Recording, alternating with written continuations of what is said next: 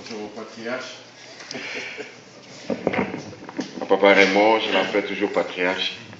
Je m'appelle Pasteur Pierre Albert. J'étais ici jusqu'à 2005. Et Dieu a parlé pour que je puisse retourner au Congo. Mais le Congo sortait de la guerre. J'avais une église à Charleroi. J'ai béni Dieu que l'homme que j'avais mis à la place est venu aujourd'hui, le pasteur Guy. Vraiment, c'est celui-là qui était mon remplaçant. Il était venu, pasteur Guy, vous voulez. Il était venu à l'église avec des gros pantalons, il était converti, baptisé, violé, marié, diacre et tout ça.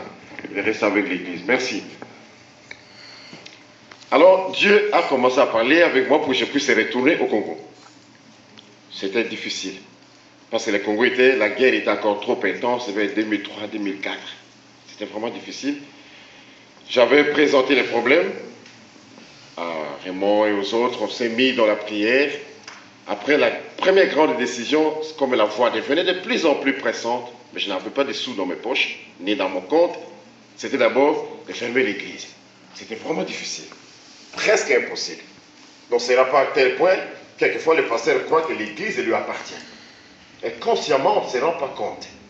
Et quand Dieu m'a dit quitte, j'ai pleuré. J'avais appelé le pasteur Marcel Desmaudes, Daniel Essengers,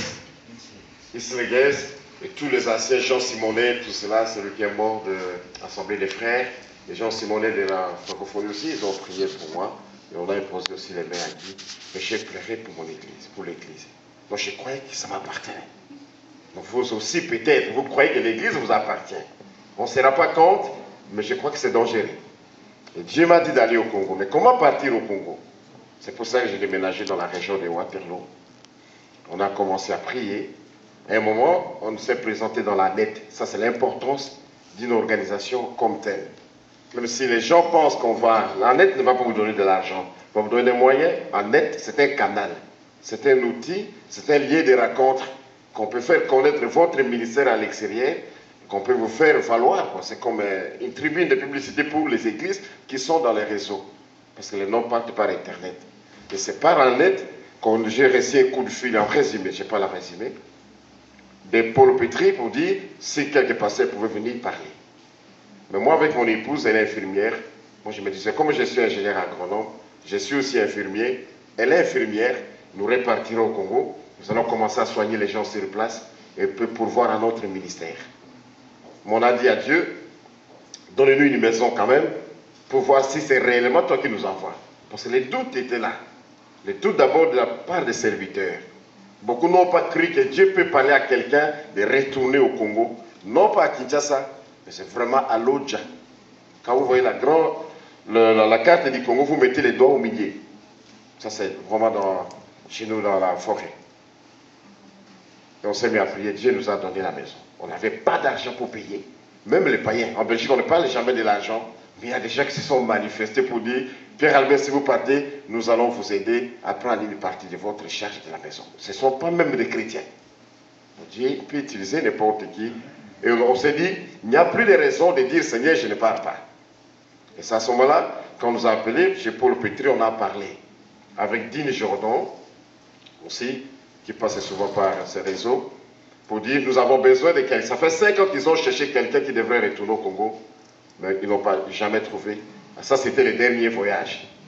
Mais quand il est venu, il a dit non, le fait que je vois seulement le pasteur congolais ici, il était découragé parce qu'il dit les Congolais, quand ils viennent ici, ils ne retournent plus au Congo. Alors Dieu, pourquoi tu envoies les gens qui ne veulent pas retourner? Il a parlé qu'il a envie d'aller faire une école pastorale. Au Congo, tout ça, bon, pour nous, on s'est dit, bon, le Congo a déjà beaucoup d'écoles pastorales, tout ça. Mais ce que Dieu met dans mon cœur, c'est quoi? C'est aller ouvrir une école pastorale, mais qui forme les pasteurs au travail et à l'évangélisation. Formation des disciples et l'évangélisation. Nous posons la question toujours. Le Congo, c'est parmi les pays les plus riches, mais aussi les pays évangélisés dans ces grandes villes. Si nous regardons les statistiques, on peut avoir 80% de chrétiens. Mais la vie ne marche pas. On se pose la question. Est-ce que les 80% des chrétiens n'influencent pas la lumière qui n'est que 20%, ou les 20% des ténèbres est plus importante? Mais ce qu'on a remarqué, l'Église a oublié certains principes bibliques. Et notre rôle, c'est de revenir dans les principes bibliques. Quand Dieu a dit, Je te mets dans les jardins d'Éden. C'est pour les cultiver. C'est pour les travailler. Aujourd'hui, nous avons beaucoup de sources d'évangélisation qui viennent de toutes parts. Nous fusionnons et on croit que le pasteur, c'est être exempté du travail. Nous, quand on est pasteur, on est berger, on doit travailler. Élisée, quand j'ai découvert que Élie est allé les chercher, il était en train de traîner les vaches, en train de labourer la terre. Il était en train de labourer la terre que Dieu a envoyé Élie, un très grand homme que nous connaissons. Et notre principe à nous, c'est l'évangélisation et le travail. Deuxième aspect, l'Europe a des problèmes, l'Amérique a des problèmes. Toute la génération qui a supporté les églises dans les voies du tiers-monde, ce que je dis ici est bon pour tous les pays en voie de développement. Tous les grands supporters des églises ici sont morts, soit ils sont dans les maisons de repos. La jeunesse, comme David se bat ici, c'est une autre mentalité qui ne donnera jamais ces 10 000 euros pour soutenir une église quelconque. Et on s'est souvenu toujours de ce que Jésus a dit, dominer sur les poissons de la mer, dominer sur les animaux, dominer sur tout. Donc qu'est-ce qui manque au Congo? Mais quelle est l'église qui domine sur les poules? Que j'arrive aujourd'hui, je dis, on va nourrir 20 et nous avons notre élevage des poules. Que ce soit l'église catholique, que ce soit l'église protestante, les anciens missionnaires à qui nous avons beaucoup de respect, et merci à Pasteur Auto d'avoir souligné, nous avons vraiment le respect envers les vieux missionnaires. Entre parenthèses, nous sommes partis au temps des GSM, mais les épreuves que nous voyons, tu peux retourner demain matin en Belgique. Donc ce sont des hommes exceptionnels. Ils ont laissé les porcheries, mais les porcheries sont vides. Il n'y a pas de porc à l'intérieur. Les vieux missionnaires, ils ont laissé des poulaillers, mais il n'y a pas de poules à l'intérieur. Mais nous semblons avoir plus le Saint-Esprit que ces gens-là. Nous semblons être plus éclairés que ces gens-là. Mais les veuves dans les églises, qu'est-ce qu'on va leur donner pendant la fête de Pâques? On ne va pas nourrir les veuves, on ne va pas nourrir les orphelins. Heureusement qu'il y a des organismes internationaux qui prennent maintenant les orphelins en charge. Mais ça, c'est le travail de l'Église. Ça a commencé dans l'Église. Mais comme l'Église est devenue pauvre, et je dis toujours, c'est pour ça que nous sommes partis là-bas. On est allé à Kinshasa, on est arrivé à Lodja. On arrive à Lodja, Papa Raymond connaît bien parce qu'il est venu là-bas en voyage missionnaire aussi. Nous espérons que Dieu va les rétablir très bien pour revenir ensemble là-bas. On l'attend. Sommes arrivés à Lodja, je suis au village maintenant avec ma femme qui est belge. Elle n'est pas venue parce qu'elle a des jumeaux, c'est difficile de les gérer ici. Comment convaincre les pasteurs qui sont au village à aller faire les chants? Comment? C'est fou, quoi. Alors là, il y a l'opposition, simplement parce que, pasteur, vous avez 250 personnes. Si 50 personnes travaillent, vous avez 2 hectares. 2 hectares, c'est un champ de 100 mètres, 100 mètres, 100 mètres, 100 mètres. Et pour avoir 3 tonnes de riz. Donc ça suffit pour ouvrir une école. Ça suffit pour payer les pasteurs. Mais les pasteurs ont des pantalons déchirés. Mais les pasteurs ont des Bibles de moitié. Mais ils sont sous les rameaux. Et pourtant, il pleut chaque jour. Mais la Bible dit dans le livre d'Hébreux chapitre 7, la pluie c'est une bénédiction. S'il trouve une semence dans les sols. Mais quelle est l'église congolaise qui a un champ? Quelle est l'église congolaise qui a un étang? Donc nous sommes vraiment obscurcis. Et je vais plus loin. Quand ils disent, l'or et l'argent nous appartiennent, alléluia, amen. Ce n'est pas normal. Quelle est l'église? Même ceux qui sont à Moujimaï, ils n'ont même pas une carrière de diamant. Même les églises qui sont dans le nord, qui vouillent à l'écolton, l'église ne s'intéresse même pas à ça. Aucune église n'a même pas un atelier de bois. Et tout le monde exploite les bois, mais nous avons seulement des sorghums. Mais non. Le principe biblique, c'est à la sueur de ton front que tu mangeras ta nourriture. Et pour dominer sur la nature chez nous, nous devons nous mettre au travail. Alors maintenant, vous savez qu'il y a des problèmes de conflits entre les tribus, les ethnies, les langues chez nous au Congo et un peu partout ailleurs. Mais ce que nous faisons dans notre école, nous prenons les gens des différentes églises, des différentes communautés. On ne prend jamais une seule communauté. Je travaille avec toutes les communautés. Et nous quittons le village de Lodj, nous allons dans un autre village dans la forêt, et j'ai ouvert un village. On coupe les bois, on a construit des maisons avec les matériaux de la région. Nous ne voulons pas utiliser les tôles, on ne veut pas utiliser les ciments, parce qu'on va dire on n'a pas l'argent pour aller faire la même chose dans ma paroisse. Nous utilisons les matériaux qui sont là, même pour la porcherie, c'est en bois. La maison de pasteur, c'est en bois. Le poulailler, c'est en bois et avec des chaumes. Et ça, c'est magnifique. Alors le pasteur vient là-bas 18 mois. Chacun vient avec sa femme, enfant, toute la famille pendant 18 mois. Mais il y a des chrétiens qui nous envoient un peu d'argent pour leur donner 3 dollars par semaine. Parce qu'ils mangent les riz que l'école produit. Ils mangent les manioc que l'école produit. C'est une expérience formidable parce que Dieu est avec nous dans la nature. Et c'est à ce moment-là, nous avons formé tout le monde. Maintenant, nous avons les envoyés dans leurs églises. Dans leurs églises, à 300 km. Il y en a qui viennent de 300 km de la forêt. Il y en a qui viennent de 200 km. Donc, ils sont retournés dans leur territoire pour aller faire la duplication. Donc, recommencer la même information pour que les gens ne viennent plus à Lodja. Notre cible, c'est reculer en arrière, vers les villages. Nous ne voulons pas aller vers la ville. Ça, on laisse aux gens qui ont beaucoup de foi. Nous reculons vers les villages. Pourquoi? Parce que le Congo a ajouté parmi les défis de l'islam au Congo. Rares sont les chrétiens qui ont une entreprise au Congo. Peut-être qu'on ne les connaît pas. Presque toutes les entreprises et le business, ce n'est pas l'islam, les musulmans. Et aujourd'hui, les chrétiens convertis sont obligés, pour avoir une bourse pour aller au Maroc, pour aller au Pakistan, et ainsi de suite, tu t'es converti à l'islam.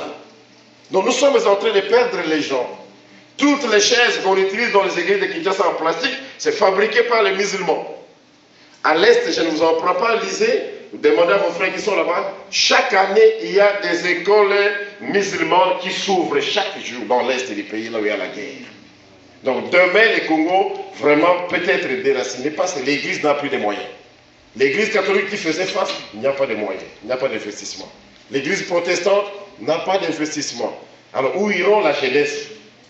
Mais si David doit bien les former, mais ils doivent trouver de l'emploi. Mais nous risquons d'avoir travaillé comme ça et les jeunes peuvent aller régner la foi chrétienne simplement parce qu'ils doivent aller travailler chez un musulman. Et c'est pour ça que nous disons dans notre émission, Jésus, avec ses disciples, il leur dit dans l'évangile de Marc, Seigneur, ils ont faim. Mais Jésus a dit, donnez-leur vous-même à manger. Et nous disons à nos pasteurs, la solution du Congo ne viendra pas des politiciens, ça viendra de l'Église. Mais l'Église qui donnera à manger à sa population. J'ai dit, qu'est-ce que vous avez dans vos mains? Ils avaient du pain et du poisson. Mais dans chaque église, nous avons plus que 7 pains et 2 poissons. Il y a des ingénieurs agronomes qui sont en costume. Il y a des comptables, mais qui ne font jamais la comptabilité. Toujours des irrégularités. Il y a des enseignants, mais qui n'enseignent pas. Il y a des couturiers, mais qui n'ouvrent jamais des ateliers de couture. Toujours des Libanais. Mais à quoi servent nos ingénieurs chrétiens? À quoi servent nos enseignants chrétiens? Nos médecins chrétiens? Les polycliniques? Les pâtissiers chrétiens? Où sont-ils pour créer le business et mettre l'argent dans les circuits de l'Église? Amen. Les assemblées du Congo m'avaient invité avant la mort de Jacques Vernon pour venir parler à l'Église de l'Assemblée du Congo. J'ai dit, c'est honteux. Dans une assemblée comme ça, la nourriture que nous allons manger, l'argent vient des États-Unis. Mais ce n'est pas normal. Donc l'Assemblée de Dieu a des églises dans toutes les provinces du Congo. Comment est-ce que la nourriture doit venir des États-Unis? Les temples, la plupart des temples de l'Assemblée de Dieu, construits par l'argent des États-Unis. Sauf maintenant, il y a des expansions qui font des efforts. Mais quand nous disons Dieu bénit ceux qui ont construit, la bénédiction retourne aux États-Unis. Seigneur, nous voulons manger, si bénis ceux qui ont contribué. La bénédiction retourne aux États-Unis. Mais quand est-ce que l'église du Congo sera bénite? Dieu ne bénit pas les intentions. Dieu bénit les actions. Et je demande au pasteur, le fève de ton église, quand le bon année approche, quand Noël approche, qu'est-ce qui se passe dans sa tête? On peut beau chasser les démons, mais il a besoin d'une tasse de riz. On peut beau chasser les démons, mais il a besoin d'un morceau de viande. Voilà notre démarche. Parce que l'objectif principal, ce n'est plus le pasteur pour nous, mais c'est la veuve et l'orphelin. Parce que la Bible dit, la religion pure et sans tache consiste à visiter les veuves et les orphelins. Notre pays a été visité par la guerre. Il y a beaucoup de veuves à l'intérieur du pays. Notre pays a été, pendant cette même guerre, il y a eu beaucoup d'orphelins. Mais si l'Église ne s'en occupe pas, ça sera des foyers demain. Et la rébellion sera perpétuelle. Et nous devons vraiment que l'Église revienne à ça. Et en parallèle de ça, j'ai mon épouse, Béatrice, qui a ouvert une école. Parce que nous-mêmes, nous avons des enfants à bas âge. Alors, qu'est-ce qu'il fallait faire? Soit de donner la scolarisation dans la maison, mais ça manque la socialisation. Et on s'est mis le défi d'ouvrir une école avec les programmes de la communauté française de Belgique. Donc nous envoyons des cours ici jusqu'à l'autre par correspondance et nous multiplions les cours et on a ouvert graduellement une école. Donc cette année nous sommes en 6e, donc c'est vraiment magnifique. Ils auront le premier certificat, le diplôme de 6e année, ça sera une bonne chose pour nous. Mais il faut ouvrir l'école secondaire. Mais là, je remercie publiquement John Jeep. Je remercie aussi David. Vous avez assisté pour l'élevage des porcs. Il avait envoyé l'argent pour que vous puissiez acheter les moutons. Les moutons se reproduisent. Peut-être un jour vous viendrez pour les voir. Et John Jeep nous a mis en contact avec un autre pasteur. Ça, c'est par la net qu'il a parlé avec un autre pasteur que nous avons envoyé 1000 € pour acheter les bancs. Et nous avons des beaux bancs. Et dans notre école, les enfants au village, ils sont sur les beaux bancs. Mais l'argent vient d'Allemagne. Où ira la bénédiction? En Allemagne. Donc cette église sera bénie. Mais l'église du Congo n'est pas bénie parce qu'on ne produit pas de richesses. Maintenant, on va construire l'école secondaire. Nous sommes en train de nous battre aussi avec les gens d'Arnet et pas John Jeep et les autres pour trouver les fonds. Mais ça va venir d'ailleurs aussi. Mais qu'est-ce qui manque? Pourquoi? À quoi nous sert le Saint-Esprit? Est-il réellement là? Parce que Dieu, c'est le Dieu qui crée. Dieu crée. Mais pourquoi on ne crée pas au Congo? Pourquoi l'Église ne décolle pas? C'est la pauvreté. Et nous attendons être bénis par les pauvres. Ils sont déjà pauvres, mais c'est eux qui doivent bénir les forts, les pasteurs. Moi, je ne crois pas. Ça va se limiter, la source va s'arrêter. Donc, mes frères et sœurs, nous formons maintenant, deuxième chose, l'école des mamans. Il y a des femmes qui ont été victimes de violences sexuelles. À l'Odja, simplement. Et quand vous regardez dans les statistiques, les femmes illettrées sont plus fragilisées, sont plus violées que les femmes qui ont été à l'école. Ça, ce sont les statistiques des Nations Unies et des organismes qui travaillent. Nous avons découvert avec mon épouse ce système là-bas. On a dit à ces femmes victimes de violences, nous n'avons pas de choses à vous donner. Ce que nous faisons, c'est l'élevage des lapins et nous faisons l'agriculture. Alors, on les a convoqués dans notre salon, invités dans notre salon. Ils sont venus presque 50. Quand ils se sont assis, et nous aussi, moi j'ai commencé à pleurer. Mon époux, tout le monde a commencé à pleurer. Pour vous dire que la violence sexuelle, ce n'est pas banal. C'est banal à la télévision, c'est banal à la radio, c'est banal sur les journaux. Mais il faut voir la femme, c'est la vie qui est cassée. C'est une femme morte qui n'a plus de vie là-bas. Dieu merci que le Saint-Esprit avait soufflé. L'une d'elles avait entonné un cantique. On a commencé à chanter, et on est revenu dans le sujet. Donc nous avons jusqu'à ce jour encadré dans les 110 femmes. Et chaque femme, nous avons donné au moins 2 lapins. Une machette, une houe. Elles sont en train de vivre avec ça. Mais l'Université de Liège nous a téléphoné pour dire non, vous faites la lapin-thérapie.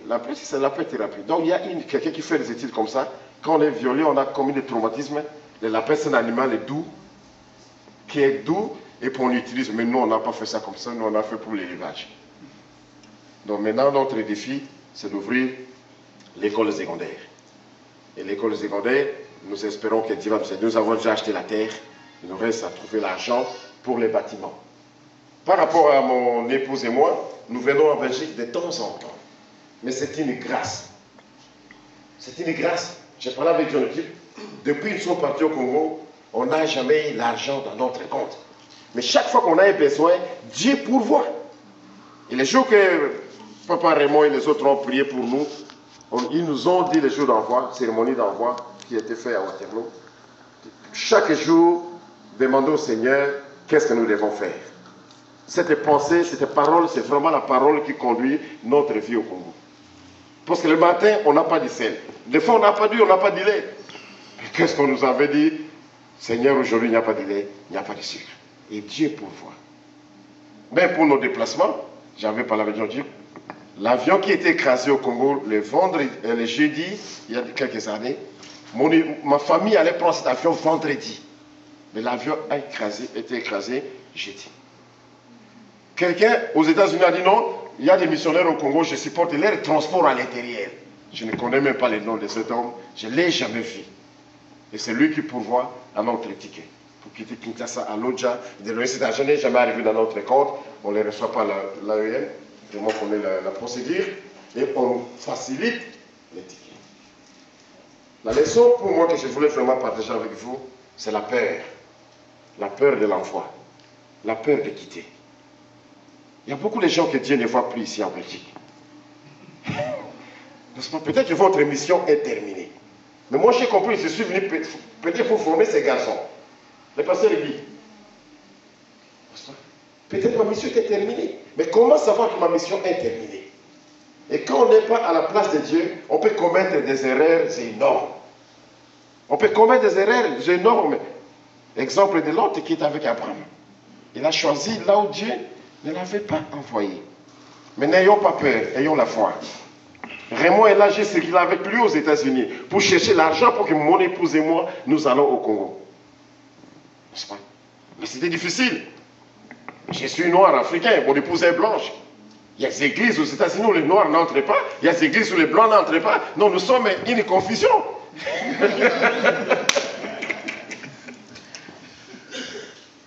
Alors, comment espérer avoir l'argent là-bas? Non, il n'y a pas d'argent. Mais Dieu a aidé. Il a envoyé un jeune homme, on revient du restaurant à Chicago, on était découragés, on a fait 10 000 kilomètres, d'église en église, d'église en église. On voit un jeune homme comme ça, habillé, jean et son t-shirt. On a parlé, il voulait avoir les nouvelles, c'est pour Pétrus. Il dit non, c'est Pierre et Béatrice sont venus chercher de l'argent, ainsi de suite, pour aller au Congo. Bon, lui, il travaille en Ukraine. Il a dit non, on a commencé à manger. Il dit non, Dieu m'a dit de supporter les départs au Congo. C'est comme ça que nous avions eu l'argent des transports, des billets. On a acheté des panneaux solaires pour mettre la lumière dans notre maison. Acheté un petit frigo aussi pour conserver les aliments. Donc, mes chers frères, je ne suis pas champion de la foi, mais la Bible, Jésus-Christ est champion de la foi. Abraham, nous sommes les fils d'Abraham. Vaut mieux être là où Dieu te voit que d'être là où Dieu ne te voit pas. C'est vrai qu'il y a le confort ici. Ça nous fait peur au pays. Mais les missionnaires, tous ceux qui sont venus chez nous, étaient des blancs. Ils ont pris les risques dans ces conditions-là, à ce temps-là, pour aller évangéliser chez nous. Yes. Nous croyons que le Congo est évangélisé, le Congo n'est pas évangélisé par le monde. Kinshasa attend la parole, Lubumbashi à Kananga, dans les grandes villes, mais pas à l'intérieur du pays. Celui qui gagne à l'intérieur du pays sont les témoins de Jéhovah. Et avec leur argent, ils arrivent à acheter toutes les Bibles à notre tête. Ils achetaient toutes les Bibles à notre tête pour laisser rien que les Bibles des témoins de Jéhovah. Il n'y a pas une littérature, c'est je voulais dire à David. Il n'y a pas de littérature là-bas. Les livres que tu peux lire, ce sont les tours de garde, les messages des témoins de Jéhovah. Il n'y a pas de livres, il n'y a pas de bibliothèque au Sankourou. Donc tout le monde a les livres des témoins de Jéhovah, même s'il va dans une église, méthodiste ou bien l'église des réveils. Donc il y a une confusion dans notre foi. Donc maintenant nous avons un groupe d'églises dans les villages. L'objectif, c'est de construire 7 temples avec des matériaux durables. Alors notre expérience, c'est quoi? C'est que chaque église va faire un champ. Et les produits de ces champs, nous allons acheter les tôles et acheter les ciments pour que nos églises deviennent des églises modernes. Parce que les témoins de Jéhovah construisent avec des tôles et des ciments au village. Donc c'est plus propre pour qu'un villageois aille là-bas que d'aller dans une église avec des rameaux. Et j'ai dit au pasteur, il n'y a pas de soutien en Europe. Je ne connais personne. Annette n'aura jamais l'argent nous envoyer pour construire nos temples. Mais Dieu nous a donné la terre. Dieu nous a donné les hommes. Et Dieu nous a donné les femmes. Nous allons essayer cette expérience à partir du mois de mai, parce que je rentre le 19 avril. À partir du mois de mai, et nous vous inviterons peut-être pour l'inauguration, peut-être pour venir. Mais ce sont des gens d'églises différentes. L'année passée, par la grâce de Dieu, nous avons travaillé avec eux. Ça, c'est en dehors de l'école pastorale. Alléluia.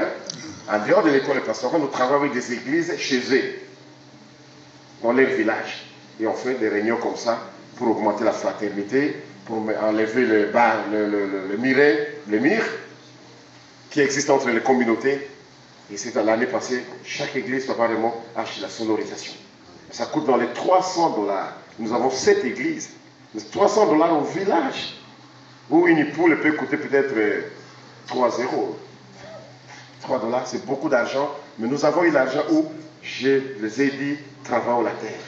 On a travaillé, on a travaillé, on a travaillé. Et les résultats, c'est l'argent de chaque église. Maintenant, ils ont dit non, nous devons bâtir des maisons pour le Seigneur. Et nous allons faire la même expérience. C'est que nous voudrions que ça puisse s'étendre pour changer La vision, parce qu'on passe beaucoup de temps gêné. Seigneur, envoie-nous les partenaires. Envoie-nous les partenaires. Les partenaires sont où? Il n'y a qu'un partenaire, c'est le Saint-Esprit. Ça, c'est le partenaire par excellence. Parce qu'il va créer de nouvelles choses et puis l'Église peut servir. Pour terminer, comment nos communautés sont fragilisées par la politique? Parce que l'Église n'a pas de moyens. Et nous travaillons avec les associations pour valoriser les métiers d'agriculture. Ça, envers la population. On quitte maintenant l'Église, je travaille aussi avec les communautés. Je l'ai dit, en 1973, chez nous, le président Mobutu a eu la bonne idée de légaliser l'exploitation artisanale des diamants. Et quand ils ont légalisé, tout le monde a abandonné l'agriculture. Tout le monde est devenu maintenant dans l'exploitation des diamants. Et ça a freiné l'école et ça a freiné l'agriculture. Et maintenant, avec les fluctuations des guerres, tout ça, les diamants ne rapportent plus. Donc les gens sont oisifs et nous les encourageons. Mais quel est le témoignage? Quand ils me voient, je reviens de l'Europe avec ma femme et nous avons la machette et nous cultivons chez nous. Au début, ils ne nous croyaient pas, nous sommes des aventuriers. Donc c'est ça que je dis, la diaspora a un rôle très important à jouer au pays. La diaspora, c'est la solution future. Imaginez tous ces plombiers d'ici, en Belgique. Tout ce qu'on a appris comme maçonnerie, ce qu'on a appris comme métier ici. Et avec la rigueur de la Belgique, on a appris. Inconsciemment, ça entre chez nous. Le respect de l'air, le respect des engagements, la décision prise, tout ça. On a appris beaucoup de choses ici. Donc nous pouvons aller ramener chez nous. Mais je crois que l'Église peut changer. Vous imaginez, je suis arrivé, moi, quand je viens de l'autre, je suis arrivé dans un temple à Kinshasa. Cette église, papa et moi, j'étais scandalisé. Ils ont besoin de 100 000 $ par mois de contributions, en dehors des 10 000 des offrandes, pour construire une maison. Mais nous manquons de Bible au Congo. À 20 km vers le Congo, il n'y a pas de Bible. À 20 km vers Bandundu, il n'y a pas de Bible. Mais nous sommes en train d'ériger des maisons incroyables à Kinshasa. Incroyables. Incroyables. Donc nous avons besoin de simples hommes, de simples femmes qui comprennent qu'est-ce que Dieu veut pour nous et qu'est-ce que Dieu veut pour cette population. Notre population a besoin de l'évangile vécu, d'un bon évangile. Parce que le Congo a reçu vraiment le réveil de Dieu. Mais la guerre avec nos voisins, Satan est en train de semer la haine dans le cœur des Congolais. Vous imaginez, Dieu donne le réveil, mais il y a la haine. Parce qu'on suit de gauche à droite, ça c'est quelque chose qui est vraiment un sujet de prière pour l'Église. Parce qu'il est Dieu juste. Il est Dieu vraiment juste. Alors, voilà nos aventures au Congo. Prochaine étape, c'est l'école secondaire. Je remercie John, je remercie Papa Raymond. Nous attendons à l'aide. Tous les pasteurs qui travaillent avec moi, ils vont vous envoyer les noms ici pour les mettre soit dans la prière ou un jour les inviter pour venir. Vous inviter pour venir voir notre travail sur le terrain. Nous vous remercions, ça c'est un résumé. J'ai fait un simple de prière parce que je ne crois pas que j'aurai beaucoup de temps pour avoir notre adresse email et notre numéro de téléphone. Bon et loyal serviteur, entre dans le repos de ton maître. Pour ceux qui sont fidèles, ce sera vraiment magnifique de s'entendre dire de telles paroles de la part du Seigneur des Seigneurs. Bon et loyal serviteur, entre dans le repos de ton maître. Alléluia. Quand je lis l'histoire des missionnaires, moi je me dis, je n'ai encore rien fait pour le Seigneur, mais j'ai des cheveux gris. Ne regardez pas le noir que vous voyez là. J'ai un mariage l'après-midi. Alléluia, je suis allé chez le coiffeur. Mais je me dis, Seigneur, quand il y a des gens qui ont donné leur vie pour le Seigneur.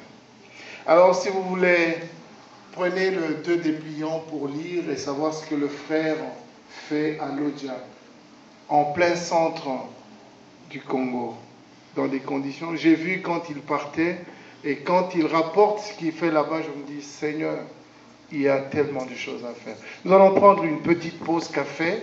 Il y a bien des choses que nos bien-aimés, des sœurs et des frères de l'Arménie, de l'église arménienne ont préparé pour nous. Ils le font toujours. Ils sont toujours disponibles.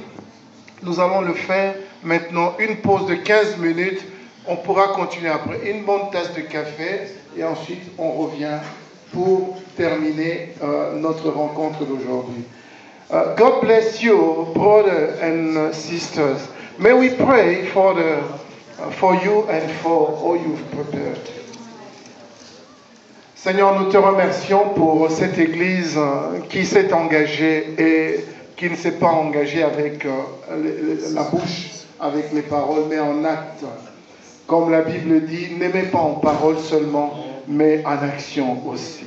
Nous voulons les bénir parce que chaque fois ils sont là, chaque fois elles sont là. Non pas seulement ici, mais nous apprenons que même quand il y a explosion, elles sont là. C'est une église de ressources, même si elle n'est pas une église de centaines de personnes, mais une église de ressources où les frères et les sœurs se dynamisent, se mettent ensemble pour servir. Nous les bénissons en ton nom, Seigneur Jésus.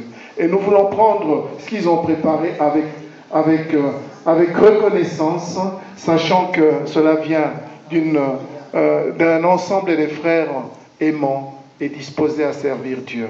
Nous les bénissons et nous te bénissons, leur Dieu, au nom de Jésus-Christ. Amen.